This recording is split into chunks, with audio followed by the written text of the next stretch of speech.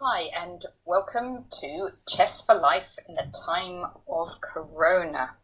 Today we are delighted to have International Master Loz Cooper with us. In fact, better known as Loz Cooper. Loz is very well known, both in England and internationally, not just for his play at international master level, but also for his captaincy. He's captained the English Open team between 2009 and 2011. He's also captained the Welsh Women's team in 2016. He's also done international organisation. He's got international arbiter norms, and in fact the international FIDE arbiter title. And he's also organised his birthday blitz for many, many years. Welcome to the show, Loz. Hi, thank you for having me on. Hi to Matthew as well. Hi. Loz, can you start by telling us a little bit about your background in chess and how chess is a part of your life? Okay, so I started playing chess at my junior school, Lesos in Stafford, when I was about 7. My mum was determined that I would join the chess club, whereas I wanted to do model making, but she was definitely right to push me because model making is something I would have been hopeless at. Anything I build would just fall apart. So, yeah, chess was definitely the right move. I started playing at the junior chess club, played a little bit against my dad. And then when I was about 10, someone from Stafford Chess Club did a similar at the junior school. I joined the local chess club and then moved on to tournaments and went from there. You must have really loved chess in your junior years. I think you certainly have more enthusiasm and excitement then. Nowadays it becomes a little bit of a drag. Oh, I've got to play chess tonight. But yeah, in those days it was all sort of some quite new, quite exciting. And yes, I suppose you win more games as well when you're first playing, win trophies. So yeah, it's all things quite exciting. So do you prefer organising to playing these days? Yeah, I would say probably coaching and organising are my preferred choices. Sorry, if I just appeared off screen. No, you're there. You're still there. Just my chest face shutting down. So probably coaching and organising, then playing, and then probably further down the list, game inputting, arbiting. Yes. And I'm quite involved with important things, they need to be done. Exactly, dirty jobs, but someone has to do them. Yeah. I'm quite involved with 4 NCL teams in the normal league and now the online league. Yes. And what about you made some international master norms and then got your title. How did that all come about? Yeah, so my first norm actually came in 1987 at the Lloyds Bank Masters. I was staying with Ali Mortazavi. It was only my second ever international tournament. To be honest, at the time I just thought title norms don't exist for people like me. It was only when Ali said to me suddenly after round 7, you need 1 out of 3 for a norm. And I sort of just panicked, played a horrible game the next day. Then I managed to sort of get back on an even keel. Round 9 I played, I think he was Danish, an IM called Klaus Berg. Slightly funny stroke embarrassing story towards the end of the game. He blundered in time trouble, we got to the time control. I'm a piece up, so he put his hand out, which I shook, thinking he's resigning a piece down, and actually he only just wanted to borrow my score sheet to make up his score sheet. Oh, no. So slightly embarrassing, a big crowd around, but then within a couple of moments he made up his score sheet and then resigned. But so you did resume playing? Yes. Yes. So slightly embarrassing. But yeah, so that was, I suppose it would be the tournament of my life because I was rated about 180. I had no openings. I was actually playing Graham Buckley's openings during the tournament because my own I didn't really feel comfortable with. I think sometimes, isn't it, when you just start out and you're playing your first international or your second international tournament and everything's really exciting and you feel like You can play anything, try anything. I just had no fear. In the first round, I remember someone who I knew. He left me when I was a pawn down to an unrated in the first round. Came back when I was playing in round 10 with a norm in the bag, and it was like he just couldn't believe what had happened. It looked like I was going to lose my first round game, and then I'd barely played with title players before, and then I just played 9 IMs and just got decent results. It was just... There you go. Natural talent, Loz. Natural talent. Yeah, I mean, at the time I was thinking, well, this isn't some sort of mass thing where all these players are being set up for me to beat them, but no. I suppose one very slight disappointment was if I'd actually won my last round game, I'd have shared the junior prize with Adams and Anand, which for someone like me is just unthinkable, Wow. Yeah. How could I even, be within 2 or 3 points of them? So that would have been a little bit extra indulgence. But no, I mean, that was a great tournament. But unfortunately, in those days, norms expired after five years, I think. So that one actually came and went. So I had to start all over again. And then I got norms in Hastings 95, Benasque 96, and Hampstead 99. Oh, there you go. So you got more norms than you even need. Yes, that's it. So I suppose under the current rules, I would have actually been an IM from 1996, but at the time I had to flounder around, a couple of near misses, but I got there in the end. Very good. And I know you've done a lot of work in organisation, and I know you've particularly done a lot for women's chess and encourage women to play, and encourage women's tournaments. And you captained, I think, the Welsh team in 2016. How was that? Oh, fantastic! The best 2 weeks of my life. It was in Baku, Azerbaijan. Slightly rocky start. I think we had to wait in reception for our hotel rooms for about 4 or 5 hours because we arrived in the middle of the night. But for me, it was just the perfect team to captain. 3 players making their debuts, I think aged 11, 13, 15. So keen just to be playing.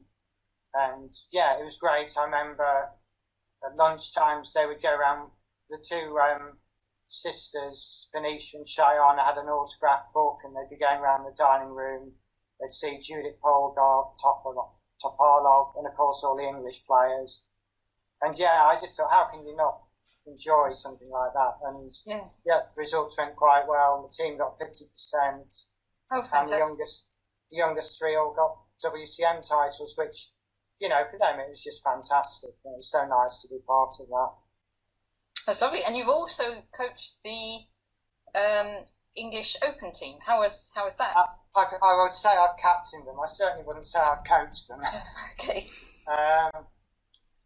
Yeah, in some ways, I suppose I didn't almost feel I deserved to be there because I was sort of captain by default.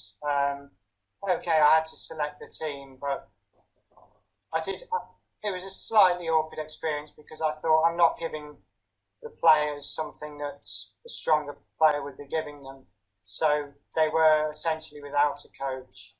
And on the odd occasion they asked my advice. I was that shocked that I think Gawain once asked me a chess question, and I was just that shocked I couldn't really offer any useful advice. You didn't give him the answer to his chess problems? Rather than put him straight with his opens, I think I just said, I'll go with your instincts, something like that.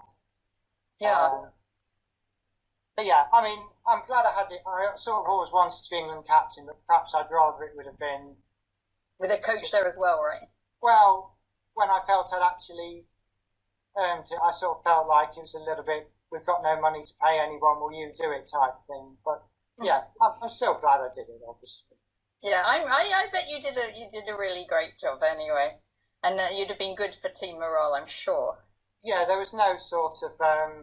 no big very easygoing. There was no sort of lectures or, no one was sent to the naughty step or forced to miss their dinner. It was all quite good natured.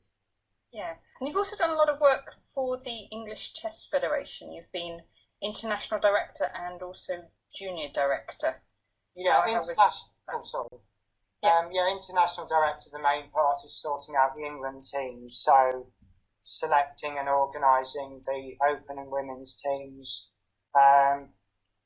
Junior director I just did for a year, probably mainly because of ECF politics, and also my father, his health wasn't so good. I regret that I didn't do more than a year with the juniors, but okay, I've done other work with juniors without an ECF title, so. Yeah, and you've certainly done your bit for the ECF as well. I feel I've done my 4 years, yeah. Done your stint. Yeah. Okay. And Lawrence, we're talking to you on the 17th of April, and we're sort of at the peak, I suppose, or just coming down from the peak of the corona outbreak, this global pandemic. Has it affected you at all, or what's changed for you? I'm probably less affected by it than almost anyone, because the only practical difference it's made to me is I go for 1 walk a day instead of 2 or 3, and I go shopping once a week instead of twice a week. My parents here, they're both in their 80s, so I'm very conscious of not wanting to pass anything on to them. So I've been, I've kept to the guidelines. The only other contact my parents really have with anyone is we have a carer coming to help my dad twice a day. So I think I've kept them well protected, and I'm also quite sensible when I'm out. I keep my distance. Our local Aldi is slightly strange because most places have a limit of perhaps 1 person in the shop, 2. Yeah. And I saw a sign the other day, my local Aldi, strictly no more than 60 people in the store at any time. And is it a big shop? I don't think I've ever seen 60 people in there. There's probably never been more than 20.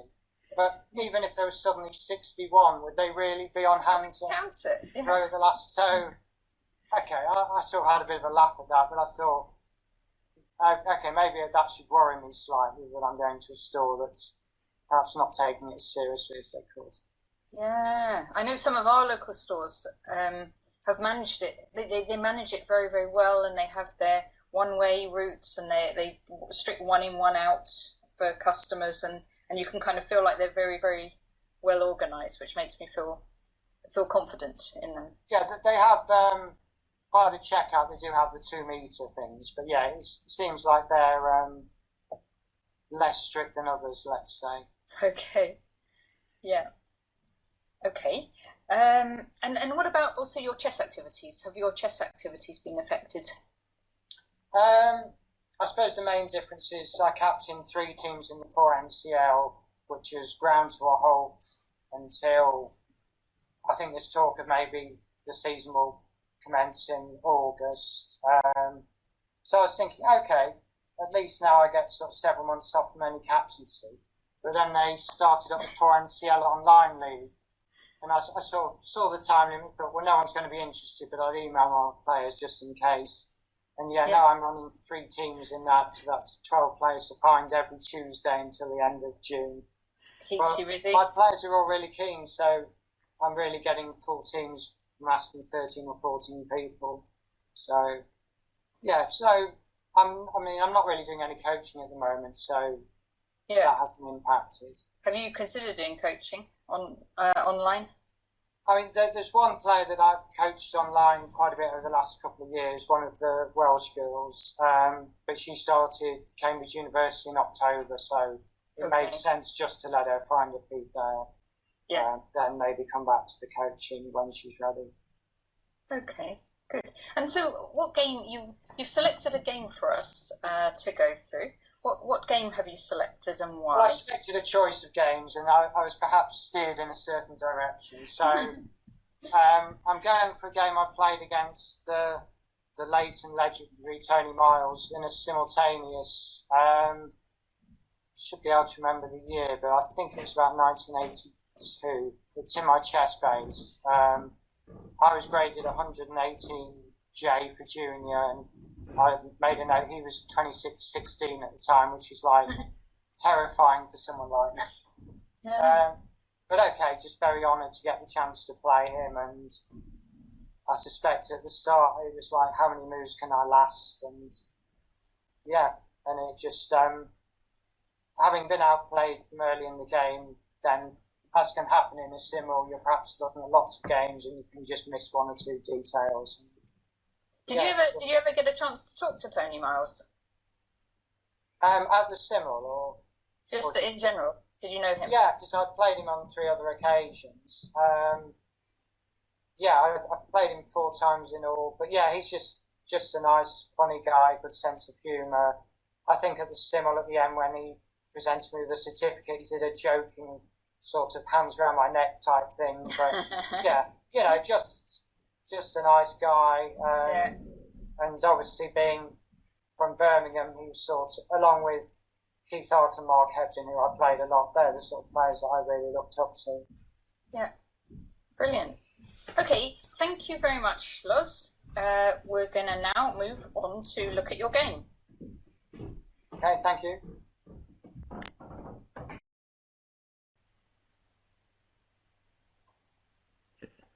Okay, this is the game. Tony Miles against Loz Cooper, simultaneous display. It says 1983 here. Yeah, that sounds right. Yeah. It's. So how old were you then, Lawrence? I'd have been 13 in July that year, so possibly I was 12. Can't quite remember when it was, May or June, perhaps. So yeah, so the young Loz Cooper, the very young Loz Cooper playing. Probably with a lot more hair, certainly a lot less fear, and although maybe not probably against Tony, I was fairly fearful, but just obviously happy to have the chance to play him. Yeah, because I mean, 1983, that was around Tony's peak, wasn't it? 83, 84, 85. That was when he was, really, really at his strongest, I think. Really. His rating was 26-16. I made a note at the time. I mean, it may not have meant too much to me in those days, but yeah. Yeah. Was he a grandmaster by that stage? Sorry?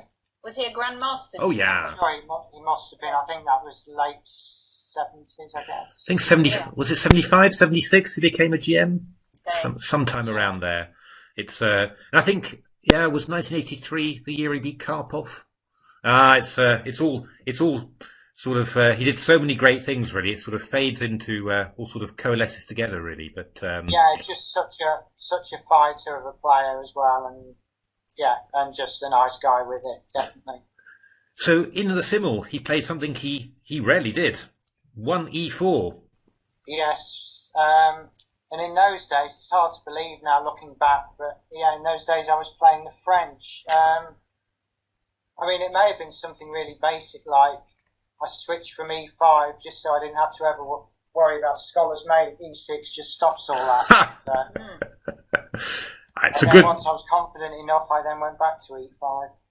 It's a good opening, the French, but the French winner as well. Yes, it's just thinking back to this year, it sort of came back into fashion a little bit, but then perhaps after the last round of the candidates, it's now out of fashion again. Yeah, this H4 idea of Maxime's was very unpleasant there. It's maybe with hindsight, he played it once in the tournament, perhaps maybe a second time was pushing it a little bit, maybe. Yeah, I mean these strong players, they're just so good. I mean, if they know that they're going to play, that they're going to get something against you, then they prepare so well. I think that they're very, very dangerous. It's the element of surprise, I think, that keeps everyone afloat. Really, it's. I'm probably not the best place to tell Nepo though, sort of what opens he should play, but it's easy to say. He'll listen to you, Loz. I suspect that he's a fairly confident guy, and just even if someone's prepared, that I'll be okay. Yeah, I think that strikes me as that's the sort of player he is, and that's why he's so good. But Tony took on D5. Yeah, just to get me out of theory, I guess. E takes D5 and Bishop D3. Yeah, this is the old. This is the sort of line I think you play when you don't really know it that well for White. I think that's probably the thing, but they're actually quite dangerous, these systems with Yeah, and certainly I think over the coming moves he outplayed me quite easily. Some of the choices I made I sort of wince at slightly now. Knight F6, Bishop G5, Bishop takes C3. I would never take on c. I would never even consider that move now. At the time, I probably thought I'm doubling his pawns, and obviously he can always play c4 at a later point to get rid of them. But I think now, even if I was in a similar position and white played a3, even then I'd probably drop the bishop back. So. Yeah, No, I can understand that. Looking back, I don't. Okay, I probably thought because it was a symbol, right? You probably wanted to get rid of his knight, because all those Grand Masters with their knight forks, that can be quite tricky.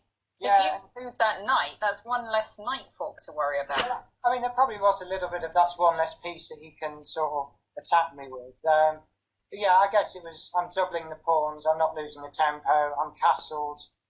You know. Yeah. But looking at this position now, I wouldn't like to play it with black. I'm sure it's fine. But okay, I don't play the French now. But yeah, it's just when you lose your dark square bishop, your position does get a bit static. I mean, that's the only thing. You sort of, but it's not too bad. Oh, bishop g4 is a little bit risky, maybe. Castles and knight bd7. Oh, but you're developing very sensibly, though. Well, I think this is it. I thought I'm playing, the best player I've ever played. At least I've got all my pieces developed, and I'm still on the board, which probably was an issue for me at that time. So he played f3. I think now I would have gone bishop h5. Yeah, that's the most natural, I think, isn't it? Bishop h5. I probably had a paranoia that, is my bishop going to get into trouble? But clearly, the worst that will happen is it will be exchanged off for a knight on. Yeah, although he could go knight f4 here, couldn't he? Because if you go bishop g6, he can. He doesn't take with a knight. He can take with the bishop and then go knight takes d5. Actually. So maybe I actually did see more in those. You maybe saw that. Yeah, because bishop e6 is certainly not a natural move. No, it's not the move you want to play. That's definitely true. In fact, I think already here you can say that taking on c3 wasn't the best. Bishop g4 to e6. I've sort of got quantity of development, but I'd say not. Not quality. I quite like the white position. Yeah, knight f4. I would have been tempted to go for something like h3 and then play f4 actually, or try getting f4, f5 actually, just that to. That would have certainly scared me more, I think. Yeah. This is fine, but it's c6. Solid. A bit passive. Maybe I should be going h6. I don't know. Yeah, no, I don't know. I mean, to be honest, if he's going to take that bishop on e6, then keeping your dark squares together is not bad at all. And you're not. Yeah, I mean, you're not giving anything away here, so. Okay, and I suppose as well, I'm thinking maybe I can play queen a5 at some point just to break the pin. Yeah, that's true. That's true. Queen c7, so rook e8. Rook e8, knight takes e6. Does he need to rush with that? No, I would have thought. Just queen d2 would be quite a nice idea. I think maybe double up the rooks and just sort of let you wonder about what he's going to do. I suppose.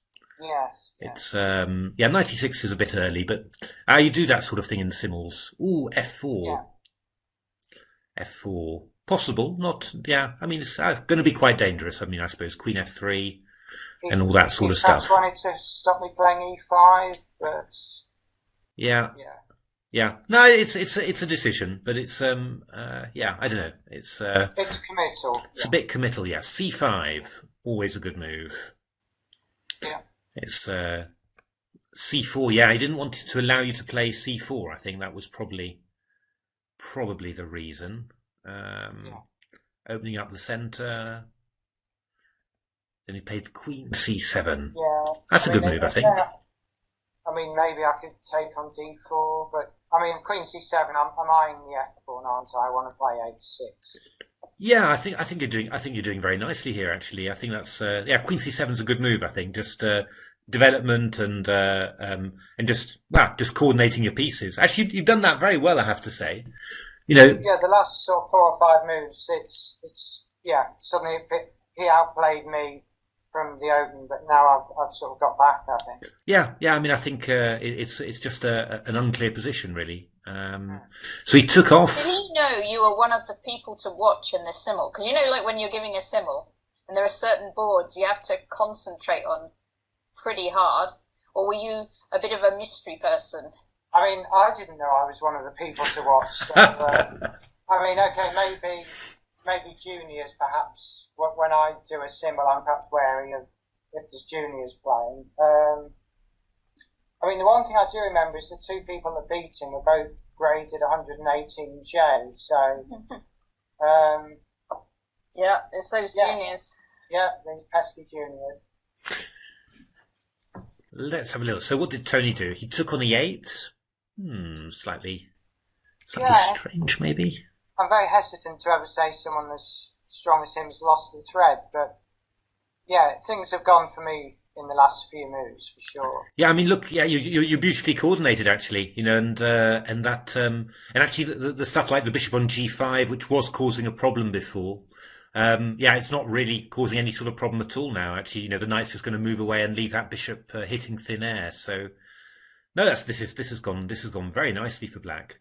Ooh. I know we've gone past it now. I just vaguely remember when he went C4, bishop B5 was better, I think. Oh, we'll just go back a few moves because that's always interesting.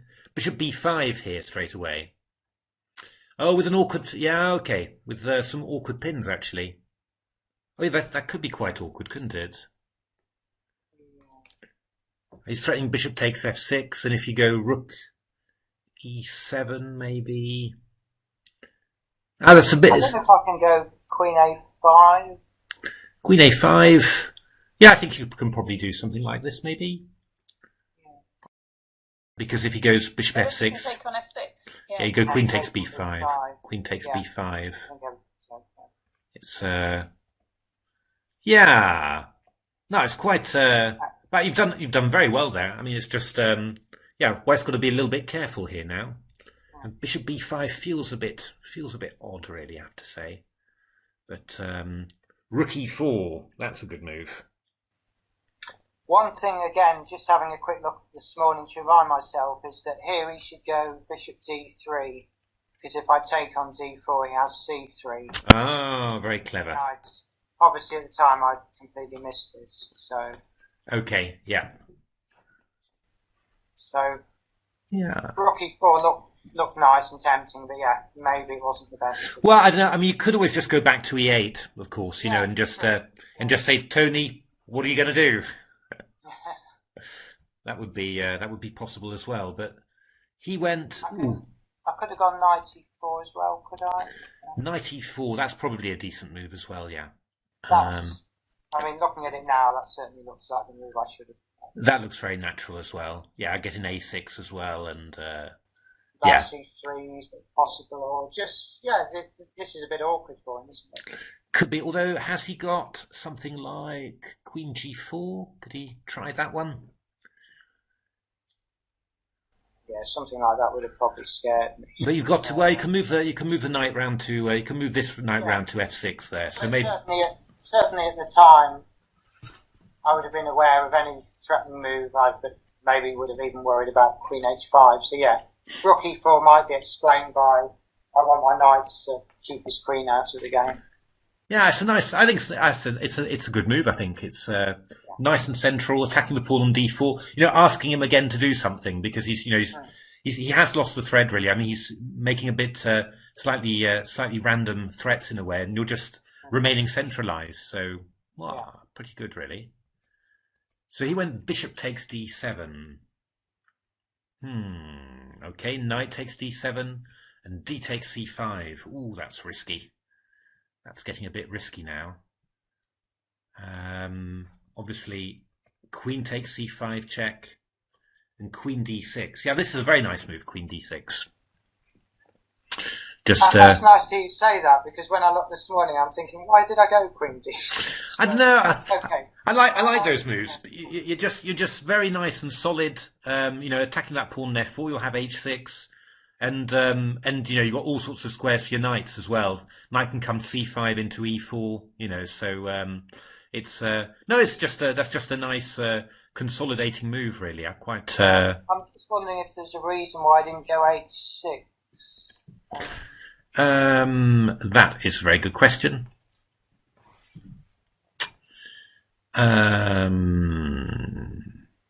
Well, have we got bishop h6 there? Oh, sorry. Yes, when I looked this morning, that was the reason. Yes. That's Yes. yeah. I like. I don't know. I mean, I don't know whether it's the best move. I mean, maybe queen c4 might be good as well, or something. But I like these moves. Queen d6. Always these slow consolidating moves. That just sort of ask white. Well, what are you going to do? I've got lots of plans. Yes. So Tony played f5, which is again quite. Yeah, I guess he probably does have to do it, I think, to protect that pawn on f4. In a simul, it's the sort of natural move, isn't it? Yeah, exactly, yeah. But, f6 maybe is in the air at some point, and the bishop's improved a bit. So, yeah, that's true, yeah. I mean, the one drawback is giving me the e5 square. But I think f5 is the practical move. Yeah, no, I think so too. It's a good practical move. But knight e5, you exploit it straight away. That's and queen h5. That would have certainly scared me at the time. Yeah, that's. But you found the great reply. Knight g4. Yep. I was quite struck in this game. Correct. Yeah, I was quite struck. The said queen and knight is better at attacking than the queen and bishop. And the knight here is looking very nice. Yeah, I mean, it just struck me during the game somehow that queen on h5 somehow got shut out of the game. It was really strange, just in a great. I mean, I'm sure when the move appeared on the board, I was sort of really scared. But then, after knight g4, suddenly the bishop and queen are just quite awkwardly placed. Yeah, no, it's really strange actually. It's so he went rook f1. It stay here now, doesn't it, to stop checkmate on h2? Oh, there's a queen on h5 protecting that. That's what I mean. The queen. Oh yeah. Much. Stuck, immobilized. Exactly. So rook. Now I would probably be worrying about is f6 a threat? Yes. I'm well centralized, so perhaps not. Knight f2 check. I also, again, I quickly looked this morning. Queen a6 was also. Ooh, yeah, that looks nasty. That looks very nasty, doesn't it? Just yeah, that would. White certainly can't play rook g1 in this position. No, he can't. It's tough to find a good square for the rook, actually. I have to say. Yeah, it's maybe. Yeah, because if it goes to a1, I can either take on a2 or even queen e2, and I'm coming in. Yeah, this is really nasty. This is really nasty. Yeah, in fact, if it had been intentional, I could have said tempting his queen to h5 was really clever on my part. Exactly. But sadly, it wasn't. It's our queen a6 was would have been, but he went knight check and queen c5. Oh, that's not bad either. Oh no, this was what I had planned. I mean, after queen a6, I suppose if he'd gone king g1, my queen gradually inches nearer with checks. Exactly, yeah. Get something probably the same. And this has a sneaky plan behind it, because you're Yes. now threatening knight h3. Yep. Indeed. With a smothered mate to follow. Indeed. Oh, let's put that on the board because that's always good fun to see. I've never actually managed to deliver one of these, I think, in real. It's just probably the most famous chess combination ever, I think. But very strong in this position. So he's got to give his king some room here. Oh, he didn't go f6. He went g3, giving his king some room on g2. Then knight g4. I mean, I really thought, playing through this game, I mean, you finished it off, very, very nicely. It's just king h1 and queen c4. That's another nice creeping queen move. Yeah, just inching a bit nearer. Yes, it's really very good. I mean, it's very calm. It's really, really very good play, this. So I can imagine he was quite it's always very frustrating, when in simuls when people just keep their position together and then just gradually inch forward. And I think it's quite important in some lines that the queen's defending the knight on g4 when the rook moves as well. Yeah, exactly. Yeah, it's a really good multi-purpose move. So he played king g1, queen d4 check, inching in, and rook e2. Simple chess. Queen e4 check is a huge threat. Yep. So what on earth did Tony... queen h3, only move to cover g2. And then... Okay. Hoping, I suppose, that I take on h2, although that would win in the long run as well. Yes, that would win, but this was even stronger. Knight f2 check. Ouch. Ouch, indeed. Takes. And Tony resigned here. Very nice, Loz. It's a very nice game. I mean, just some opening moves you could wonder about, but from the time you played c5 really, and the rest it was kind of one way traffic really. It's. I mean, at the time, I would have just been in total shock, to win the game, but yeah, looking back, even now, I'm quite pleased with how I sort of played from a sort of indifferent opening. It went. I mean, obviously, he wouldn't have played those moves in a one-to-one game, but yeah, it was nice how it sort of flowed, which doesn't happen that often in a game. Yeah, and I like very much this. I like these queen manoeuvres that you played. It was every time it was, sort of strengthening the position and making sure that all your things were protected. And just never left him a target to aim for actually. And you can sort of see it in Tony's plan. I mean, it's how it goes in Simmels. I mean, you're just you come to the board, you're looking for something you can attack, something you can get hold of, and there, just. In this position, in particular, after this move, Queen C4, there's just nothing for White to get hold of. It's just it's a really nice game, really, really nice game. And thinking about it from when I've done Simmels, the way when it started to turn a bit against him, I suppose you're getting to about move 15. You played your sort of opening moves, and then you're having to think and slow down, and it all becomes quite hard work. And inevitably, one or two games do go astray. Yeah, that's always Yeah, you always thing is it's often the ones where you think, oh, my opponent, in the opening has just played some dodgy moves. It won't go very well, and then you get this unexpected resistance where in the middle game, and those are always the ones that go wrong, because because you're annoyed with yourself as well because you haven't assessed the opponent properly. It's as well. But it's great. I mean, that's the great fun of playing Simmels. It's just all these things can happen that you get a grandmaster so strong like Tony, and this little 12-year-old kid has just outplayed him. It's fantastic. I know the other person who beat him was maybe a couple of years older than me, but yeah, he was so it was just the two juniors. I think he. Can you remember his name? I think his name was Maybury. I think he actually just played for a club in the Birmingham League, which isn't too far from me. But I hadn't heard the name for years, and then I've sort of started singing it again in the last 5 years. So yeah, obviously if I ever bump into him, I will. Well, obviously he's going to remember having beaten Tony Miles, but I will just be a nice thing to bring up if I see him. Yeah, very nice.